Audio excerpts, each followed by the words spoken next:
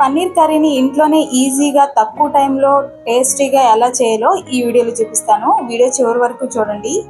Hi అండి, welcome to my channel Mouni Sunil vlogs. Paneer curry తినాలంటే బయట నుంచే తెచ్చుకుంటే బాగుంటుంది, ఇంట్లో చేయడం చాలా పెద్ద ప్రాసెస్ అనుకునే వాళ్ళకి ఇలా ఒక్కసారి ట్రై చేయండి. ఇంకెప్పుడు కూడా బయట నుంచి అయితే తెచ్చుకోరు, అంత టేస్టీగా ఉంటుంది. ఇది అన్నంలోకి, చపాతీ, రోటీ దేనిలోకైనా చాలా బాగుంటుంది. ఈ రెసిపీ ఎలా చేయాలో ఇప్పుడు చూద్దాం. నేను ఒక పావు కేజీ పన్నీర్ని తీసుకున్నాను. ఇలా చిన్న చిన్న ముక్కలుగా కట్ చేసుకుని దీనిలోకి 1 టీ స్పూన్ కారం, 1 టీ స్పూన్ సాల్ట్,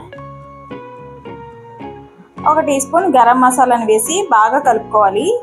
ఈ వేసిన ఉప్పు, కారం, మసాలా కూడా పన్నీర్ ముక్కలకి బాగా పట్టేంత వరకు కలుపుకొని ఇప్పుడు స్టవ్ వెలిగించి ప్యాన్ పెట్టి ఆయిల్ అయితే వేడి చేసుకోవాలి. ఆయిల్ హీట్ అయ్యాక పన్నీర్ ముక్కలను అయితే దీనిలో వేసుకుని లైట్గా ఫ్రై చేసుకోవాలి. మొత్తం అన్ని వైపులా ఫ్రై అయ్యేంత వరకు ఒక 5 నిమిషాలు అయితే ఫ్రై చేసుకోవాలి. మరీ ఫ్రై అవ్వాల్సిన పని లేదు, లైట్గా ఫ్రై అయితే సరిపోతుంది. పన్నీర్ ఈ విధంగా ఫ్రై అయితే సరిపోతుంది. ఇప్పుడు వీటిని ఒక ప్లేట్లోకి తీసుకుని పక్కన పెట్టుకుందాం.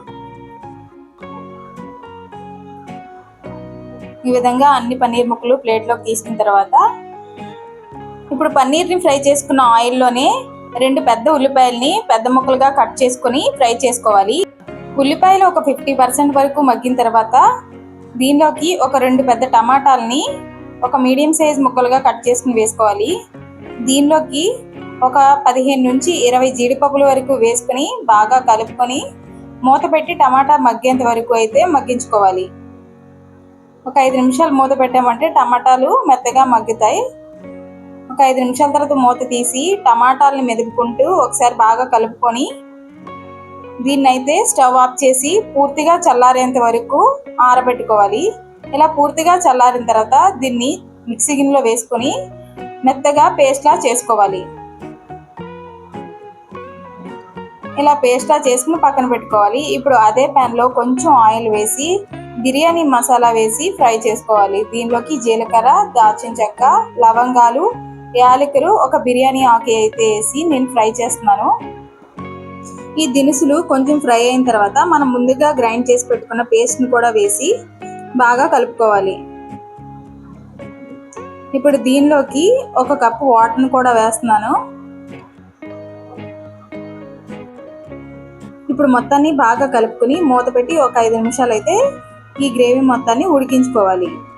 5 నిమిషాల తర్వాత మూత తీసి ఒకసారి కలుపుకొని దీనిలోకి 1 టీ స్పూన్ కారం, టేస్ట్కి సరిపడినంత salt, 1 teaspoon garam masala, 1 teaspoon ధనియాల పొడి, 1/2 టీ స్పూన్ జీలకర్ర పొడి వేసి ఈ మొత్తాన్ని బాగా కలుపుకొని ఒక 2 నిమిషాలు మూత పెట్టి అయితే ఉడికించుకుందాం.